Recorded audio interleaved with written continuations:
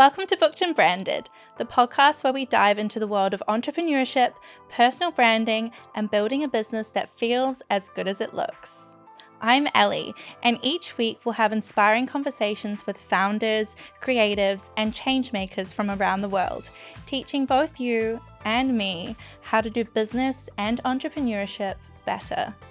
Whether you're a freelancer, creative, or a business owner, this is your space to learn, get inspired, and to take action to build a business and a life that you love. Let's dive into it.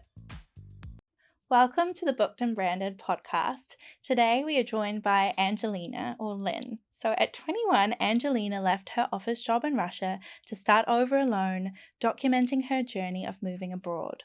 After 10 months in Thailand, she found her home in Bali, sharing the highs and lows of expat life.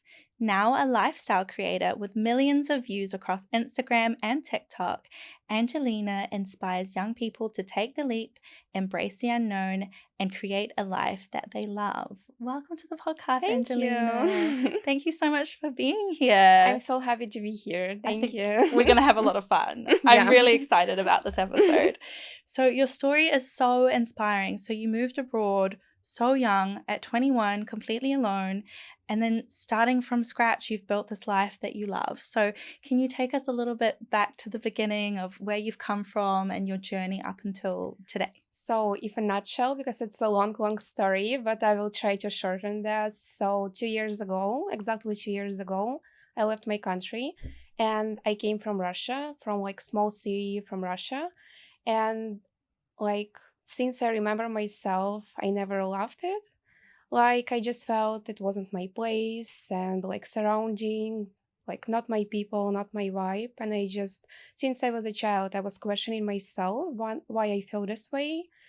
And like, since I remember myself, I wanted to travel, to try like living abroad, but it felt like it's so far. And I had no idea how to do this because none of my friends or family members never lived abroad, just like maybe short travelings to closest countries, and that's it. So I couldn't imagine how I can do this, but I just knew like on the back of my head that I will do this. And it was my goal. Like I was studying at school and college, and it was just what was powering me to do some things. And also about content creation, I also wanted to do this, but I came from small city. Like I cannot call it village, but it's like really small cities. So there was nothing to make content with. And at some point when I finished my school, I decided that I have to study English, so it will help me to move abroad. Like back then, I didn't know that I would become an English teacher. So I just started like doing small steps towards that. Like I went traveling for the first time alone and I kind of started exploring the ways like where I can move to Europe. I also considered like the United States. But with the United States, it didn't work because of political situation, they rejected my visa. And it was like kind of breaking point. I was like, I cannot wait more. I just have to do it now or never. So, like, accidentally, I went on vacation to Thailand with my friends just for 10 days. And there I met like so many expats, like also people from Russia, people from Europe who live there just working online. And I was so inspired. And it was like first time when I actually saw people living abroad and I talked to those people. And they also kind of gave me advices, what I can do, like on all the ways, like how you can live here, and it's like visas and like everything. So I got back to Russia and I was like, I'm doing this right now. And I talked to my mom and I was like, I want to try moving to Thailand. And she was completely shocked. Like, of course, she knew, like, all my relatives, my family, they knew I want to try living abroad. But there was never like a conversation, like, I'm moving. Like, I decided to move. So it was kind of shocking for them. And my mom was like, when do you want to move? And I was like, in 2 weeks. So I just told her, like, I'm giving myself 2 weeks to start working online. Like back then, I already started teaching English, but I worked offline. So I had like two jobs. Like my side job was like teaching English, and I also worked in an office, like travel agency. So I was like, I'm quitting my job in the office right now, and I'm giving myself like 2 weeks to transfer my students from offline to online. So yeah, I bought a one-way ticket. I gave myself 2 weeks. Like before even transferring my students to online, I already bought a ticket. And I Wow. had no savings. Like literally that time I was broke. Really? And I was like, I just want to try. So I had like, I don't know, maybe $600 and that's it. That was like everything I had. Like still when I'm reflecting, when I'm like looking back, I have no idea how I could do that. Like I was so fearless and I felt like this is the last moment I can do this. It felt like that. If it's like not now, I would never do this. So yeah, like I gave myself 2 weeks. I transferred my students to online. Like all of my clients, they were agree to like try working online. And also I got a few more clients. And that's it. My parents dropped me to the airport. I said bye to everyone. And they were like, so when you coming back, like in a few months? I was like, I'm not sure. Like I knew that it's gonna be a long time. Like they actually didn't think that it was serious. They thought I'm just going on vacation, just try for a few months. But I knew that I'm not gonna go back. I didn't tell them, but I knew that I'm not gonna go back. And why Bali? Like, what attracted you to Bali specifically that you So first I yeah. moved to Thailand. Okay, Yeah, I yeah. went to Thailand from Russia Mhm. because it was like I visited Thailand and like Mm. I got back to Russia. After Mhm. 2 weeks, I went back to Thailand. And I came to Thailand and I spent there 10 months. So Mhm. I gave myself 10 months. Like I was in Phuket, it was kind of boring island. Nothing was going on there. I didn't have like many friends. I was just kind of alone and it was my time to focus on myself. Mhm. And in Thailand, I started creating content because it was always my dream to start creating content. And in Thailand, of course, like there are more opportunities to create content because everything is beautiful around you, Mm. like not like in my small village. So I started working online there and I got more clients and also I started creating content. So I started creating content in May 2023. So like Wow. almost 2 years ago. Wow, so that's really quick though, considering you have millions of views on some of your reels and I can't speak for TikTok, but like you have millions of views and Yeah.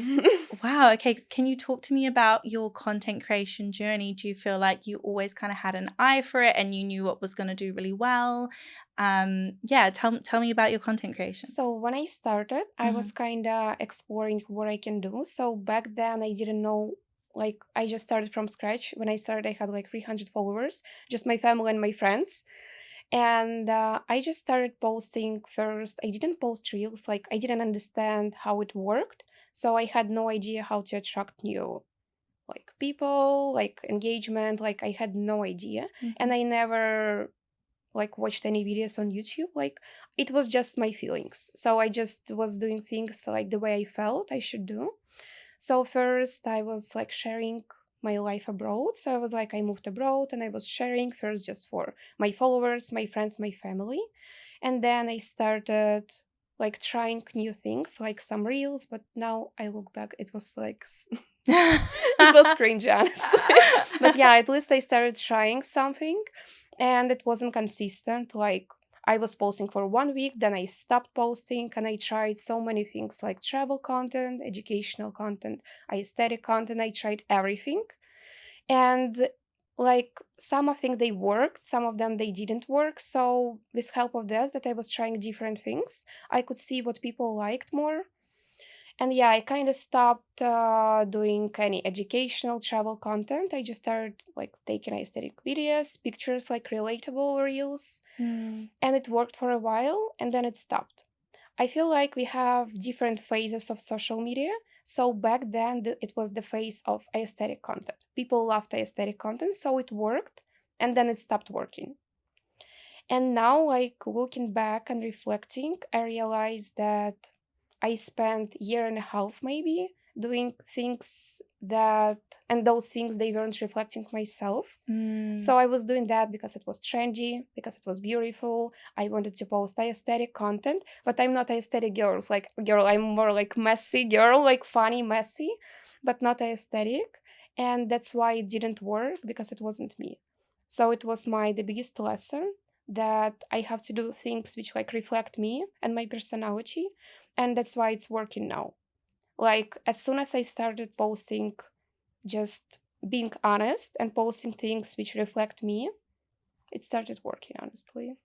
Wow. So I think, yeah, that's really interesting for me because often I'm just starting a bit of a content creation Mm-hmm. journey. And I think to get started, I'm like, oh, this isn't as good as it could be. But I think I'm hearing from you, you have to start somewhere, right? Because you're not going to ever be amazing at the Yeah, start and you have to like sort of be refining all the time. And yeah. what I'm listening from you is that you've been listening to what's working and what's not. You're not just posting, you're thinking, what is working, what is getting me results, but also what's resonating with you and what feels good to create for you. Because I think so often that comes across in your content that you are living your best life, you are having so much fun. And I think people want to be a part of that. Do you know what I mean? If it was educational or something that you didn't have your heart fully in and you weren't fully passionate about, Mm-hmm. I can't imagine it would do all these millions of views. Yeah, and Yeah. I feel like though that breaking point was Mhm. that I was kind of posting aesthetic content, Mhm. and then like this video, which Mhm. has like it was video, most viewed video of me, Mhm. is this running club which got like 19 million views or something. Wow. So that video it was like breaking point, and it gave me this realization what kind of content I should post. So I was posting kind of aesthetic content, and then I just made that like silly video that I joined running club because there are lots of handsome running men. Yeah. So I couldn't post that video for a week. I was just every day I was thinking, should I post it or not? Because I was like, it's not usually what I post. It's not like aesthetic content I usually post. And then I was like, I don't know, but it's funny. I just find it funny, so I want to share. And it was the first video I shared, which was like about my sense of humor, about me, about the content I really want to post. But I never accepted that, like, I have to post this. And I posted that video, and just after a second, it went so viral. Like, in a few hours, it had like 1,000 views. And Wow. I was like, wow. And from that video, I got 5,000 followers, I think, 5 or 6,000 just from one From video. one video, 5,000 followers. Yeah, and that video like made me realize that I just have to be myself. If I want to post stupid videos, I have to post them. If I want to post like me and my friends fell off the scooter or got poisoned or I don't know, we got stuck in the traffic, I just have to post it because it's my life. It's like not beautiful picture, not aesthetic content, it's just what's actually happening. Mm. So now I'm just sharing everything what's happening and people love it. And like I always get this like feedbacks, messages that people they text me that they love my content because it's like real content and they can feel my energy, who I am, not just a picture, like just real videos. So that video made me realize that that's what I have to post. I completely agree. And I think like your sense of humor is so on point Thank and you. it really comes across in your content. And I think it's funny, it's relatable, it's messy, it's what people want. And I think it is social media is really shifting away from that like aesthetic, perfect life, look at me, to like just the messiness of life. And I think you encapsulate that so much in your brand. And that's what I love about consuming your content as well. Thank you. Um, so let's talk about the key building blocks you consider when you create content. Like when you're creating content, is it in the moment? Are you having an idea right there and then you whip your phone out? Or yeah, like how do you come up with all of your ideas? I feel like your ideas feel really fresh. So yeah, talk me through your So I feel like I kind of have an eye on this because I've been doing social media for a while, like for 2 years already. So I never plan to make a video or I never have ideas what I want to do or like I actually never steal videos from people because like on social media it's normal that you're just stealing ideas. Of course, I can make an idea from a person, but I'm just adjusting this to my style, not like making the same video. And I never have a plan what I want to do. Like usually you have strategy, you have plan. I don't have any plan. Like I never had a plan. I It's love just like that. it's happening in a moment. So for example, I got stuck in a traffic. I'm just standing there for like an hour already and I just start filming and like showing and then I'm posting this it gets like 1 million views. Or I'm just like drinking coffee with my friends and I'm just like in a moment, oh, I want to ask my friends some questions. So I'm just kind of making this interview video just in a moment. Like I didn't plan to do this. I was like, can I ask you some questions? Can you participate? You're like, oh, okay. Like, I'm always like forcing my friends to do this, especially my followers. They like my male friends. So it's like they're part of my content, like my male friends. Like they're all handsome. My followers like girls because like 90% of my followers like girls. They love them so much that I'm just trying to have them in my videos to engage more people. And I just like can I ask you some questions. They're like, oh, okay. They like call me their social media manager because every time I post them, they get like also thousands of followers after. Wow. So it's just happening in a moment. I just have like, oh, I want to do this, and I just making a video, filming, then just posting. Mm. And as my friends always like, why are you so quick? You just filmed and you already posted. Because I was like, I feel that now I have to post that I'm just making video after 1 second I'm posting. I'm not spending hours on editing. It's pointless, I guess. Like it doesn't matter you spend 4 hours or 10 minutes on editing video, the rest is gonna be more or less the same. I love that. Quick and dirty, like Quick and minimum dirty. viable product and Yeah, all like that I used stuff. to Yeah. spend hours Yeah. of like brainstorming, editing, make it more beautiful. Hmm. But now it's just yeah, like 5 minutes and I'm posting. And I think that's what I love as well. Like it does really feel like you're like a slice of your life. It does feel so real and relatable and raw. And I think a lot of these like perfectly edited photos, panning in and zooming Yeah, out and all that stuff, it's like people just want to connect with other people. And yeah, I do love your interview content as well. I thank think it's so you. fun and funny, and I think it makes us feel like we're part of your life. Yeah, so if you're talking about like things I use, I feel like it's just first being yourself. Then, of course, you have to use some like trendy things, like trendy sounds or captions or something.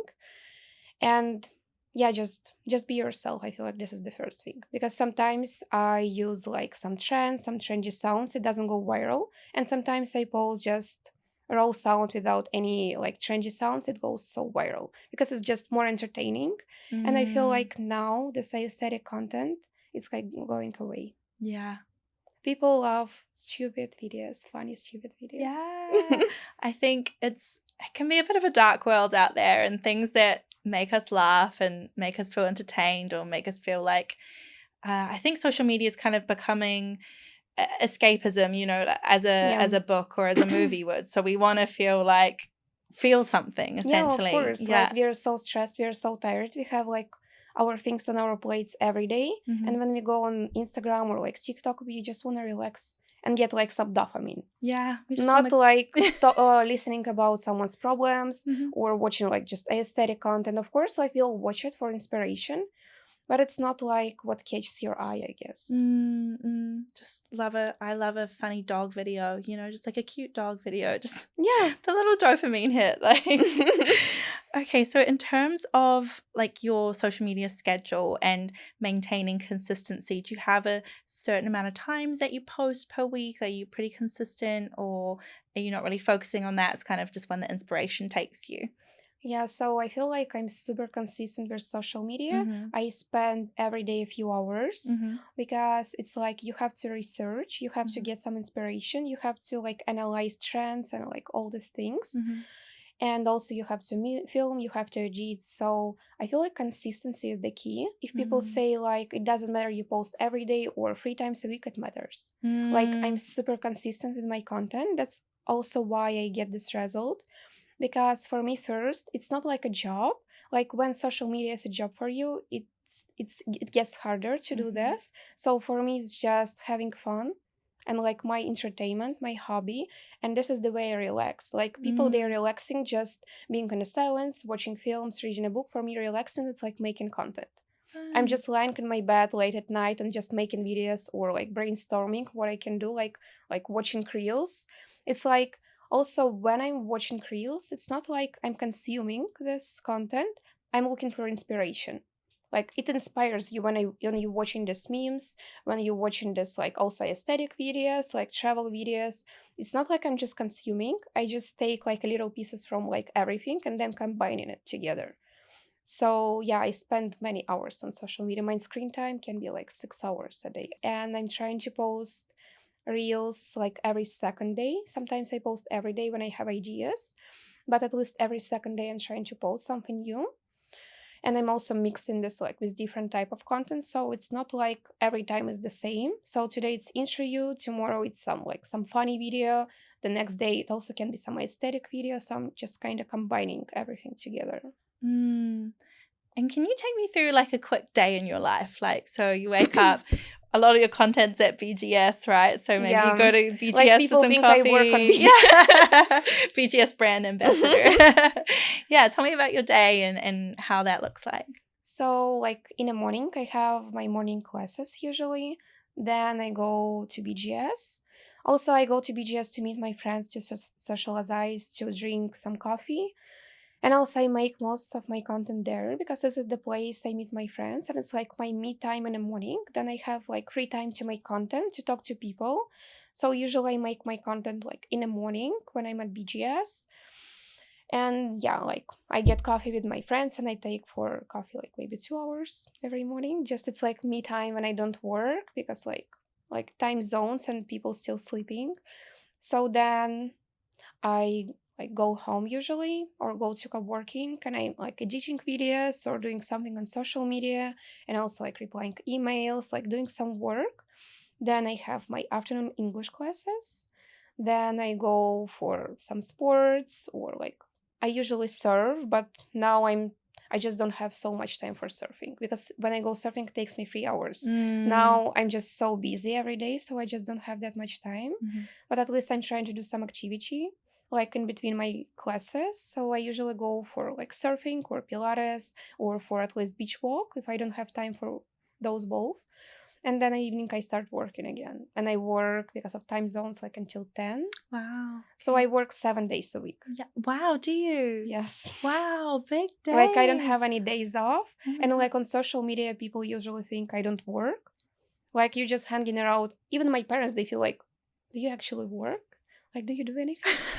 But yeah, it's just like people talk about their lives on social media a lot. Like, I work, I do this, I'm productive, but I'm just not talking a lot on social media about myself. I'm just posting content, but I just don't want to share a lot that, oh, I'm so productive, I'm working, I'm working, I'm working. So it's not my focus. Like, I'm just silently working. That's why people have this image of me that I don't work.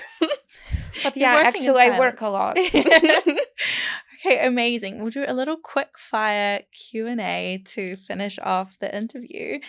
A viral trend that you loved or hated? So I feel like the thing I hated when the like TikTok era started and everyone was making these TikTok dances. I genuinely hated this. But now I wish I started back then. Right. Now I love this. Yeah.